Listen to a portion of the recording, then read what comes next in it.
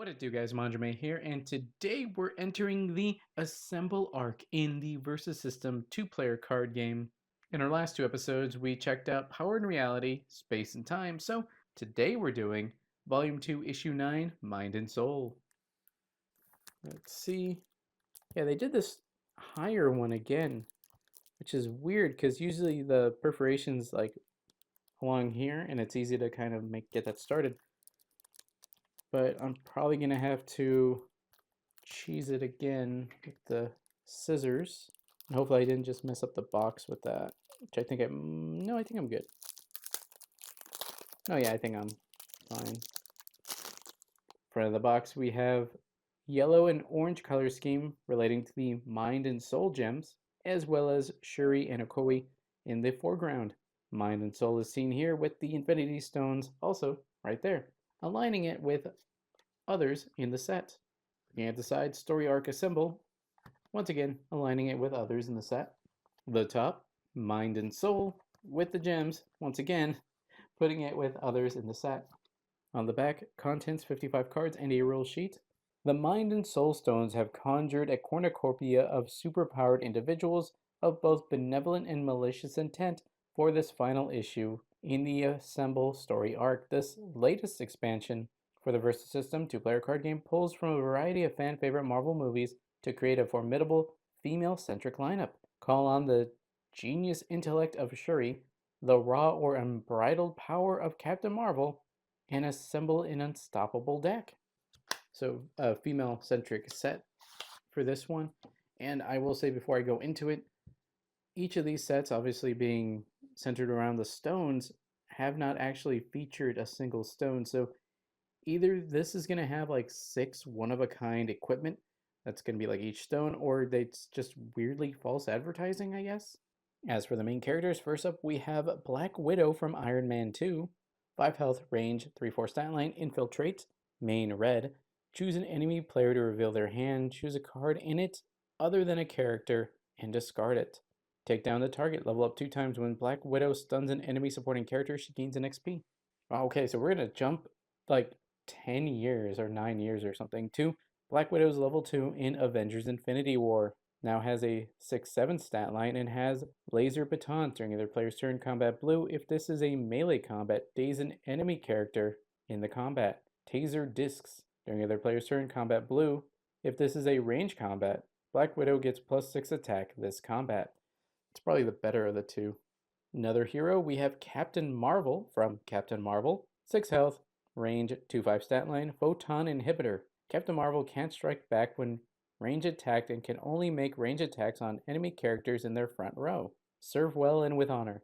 Level up 5 times. When Captain Marvel enters combat, she gains an XP. Her level 2 from Captain Marvel. She now has a 5/6 stat line, so defensively didn't get much else, but offensively got a bit. She retains Photon Inhibitor, but gains a Rogue Soldier, level up 4 times. When Captain Marvel enters a solo combat, she gains an XP.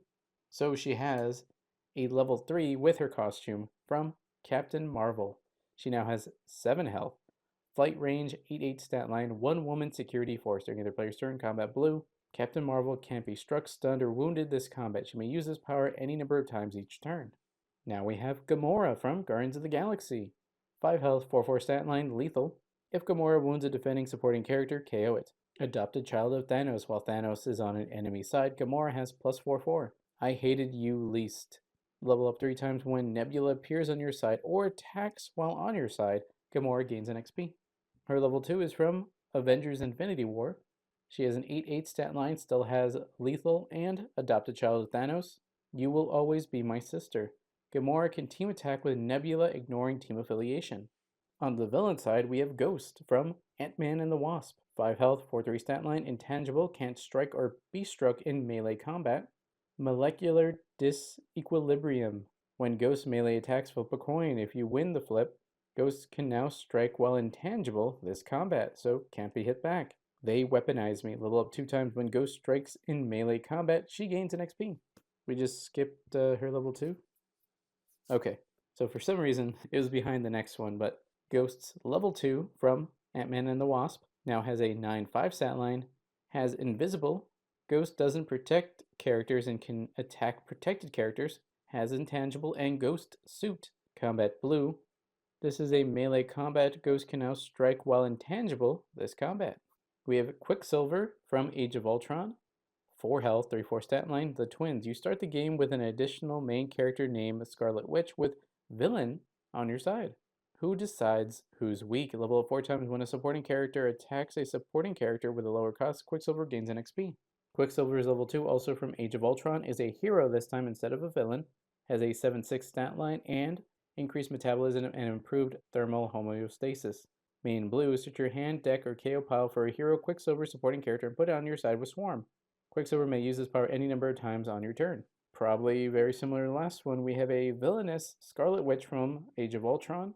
5 health, range, 2/4 stat line. The twins. You start the game with an additional main character named Quicksilver with a villainous on your side.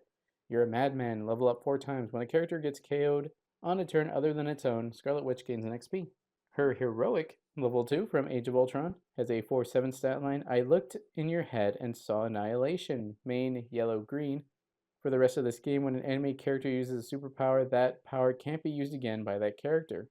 Another heroic main character, we have Shuri from Avengers Infinity War. 5 health, 1/5 stat line.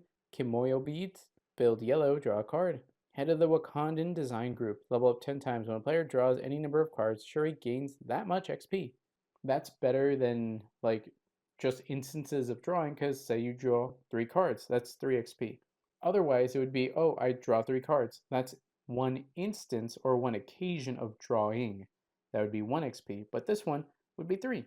Her level 2, it always bothers me kind of when you have a level 1 from a later movie and then a level 2 from an earlier movie. Granted, it was like the one right before it or something, or like 2 before it, but very close. We have Shuri's level 2 from Black Panther. She now has range and a 7/6 stat line. Remote access Kimoyo beads. Build yellow, search your deck for a card, and put it into your hand.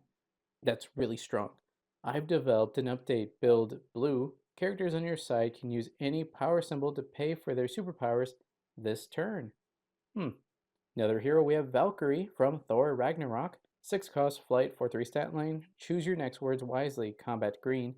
KO an enemy supporting character in the combat with defense less than or equal to Valkyrie's attack. Scrapper 142, level up 14 times. When a card enters a KO pile, Valkyrie gains XP equal to its cost. Her level 2 from Thor Ragnarok, she now has a 6/6 stat line, sworn to protect the throne. She has Berserker and Ferocious while in the front row. The famed Sword of the Valkyrie. During their player's turn, combat red. If this is a melee combat, when Valkyrie stuns a character this combat and her attack was at least double that character's defense, remove it from the game. Another hero character, we have Wasp from Ant-Man and the Wasp. 5 health, flight range, 2/4 stat line, shrink, and it's about time. Level up 3 times whenever a combat is cancelled. Wasp gains an XP, which does fall in line with shrink. Her level 2 is again from Ant-Man and the Wasp. She has a 5/7 stat line, shrink, and stealth, where she can melee attack back row characters even while they're protected. Onto the supporting character lineup, we have Shuri from Black Panther. 2 costs, 1 health, range, and 2/1 stat line. Smart, when she appears, you may draw a card. Wakanda Forever, so that tied into M'Baku from a previous set. When Shuri is KO'd, reveal the top 5 cards of your deck. Put a Black Panther character or a Wakanda Forever character other than Shuri from among them into your hand and shuffle the rest of the revealed cards into your deck. Supporting character version of Wasp from Ant-Man and the Wasp. 3 costs, 1 health, flight range, 3/3 stat line, shrink, and regrow. When Wasp is attacked for the second time each turn, she has plus 3/3 this combat. So first time, you can cancel it. Second time, she just gets stronger. Hopefully, that'll keep her around. Next up, we have Okoye from Black Panther. 4 costs, 1 health, 3/7 stat line, Dora Milaje. While Okoye is in the front row, your main character can't be attacked, because she's a guard. Wakanda Forever. When Okoye is KO'd, reveal the top 5 cards of your deck, put a Black Panther character or a Wakanda Forever character other than Okoye from among them into your hand and shuffle the rest of the revealed cards into your deck. I do love how they all play together like that. Proxima Midnight from Avengers Infinity War. 4 cost, 2 health, range, 4/4 stat line, Child of Thanos. While Thanos is on your side, Proxima has Berserker. 3-pronged spear. Main blue. Push up to 3 enemy front row characters to their back row.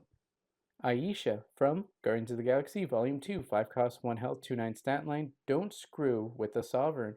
Main yellow. Daze each exhausted enemy supporting character. Ghost from Ant-Man and the Wasp. 5 cost, 1 health, 7/5 stat line. Intangible. Ghost suit. Combat Blue, if this is melee combat, Ghost can now strike with intangible this combat, Assassin. When Ghost stuns an enemy defender, put 2+1/1 counters on her. Valkyrie's supporting character version from Thor Ragnarok, 6 cost, 2 health, flight, 6/6 stat line, The Revengers. Valkyrie, Hulk, Loki, and Thor characters on your side have Berserker. Dragon Fang Combat Green. If this is a melee combat, when Valkyrie strikes a defending supporting character, this combat wound it. If her strike also stuns that character, it will get wounded again. Now we have Captain Marvel from Captain Marvel, 8 cost, 2 health, flight range, 10/10 stat line, higher, further, faster. Captain Marvel can fly over enemy characters with flight, and she has dodge and ferocious. Notably, this is the one that you're going to be going into with that Nick Fury from a previous set. Whereas when he dies, if you pay like the 2 specific color symbols, you would search for one of these from your hand deck KO pile, and she becomes your new main character with 2 health. For the last card in the set, we have Goose from Captain Marvel. Asterisk cost, 1 health, 0/4 stat line, Flurkin Physiology. As a recruit, Goose, pay any number of recruitment points with a minimum of 1. Internal Pocket Dimension. When Goose appears, remove an enemy supporting character or equipment with a cost equal to the recruit points you paid for Goose from the game. When Goose leaves play, that card's owner returns that card to their hand. So what it seems like is that when Goose comes in, Goose like swallows one of your opponent's cards, but when Goose is KO'd, whatever was swallowed just kind of goes back to your opponent. It goes back to their hand rather than their field, so they'll have to pay for it again, which is good. Assemble Arc. This 3-issue arc is our second foray into cards featuring the Marvel Cinematic Universe. This issue focuses on the awesome female characters in the MCU like Captain Marvel and Black Widow. The previous 2 issues focused on the mighty characters who hail from Earth, like Killmonger and Hawkeye and Nick Fury, as well as intergalactic characters such as Groot, Talos, and Thanos and his children. Ghost main character. Invisible means that enemy players can ignore Ghost for the purposes of attacking back row characters on Ghost's side, and she can ignore enemy front row characters for the same purpose. Scarlet Witch and Quicksilver. You start the game with both main characters and are only out of the game once both are KO'd.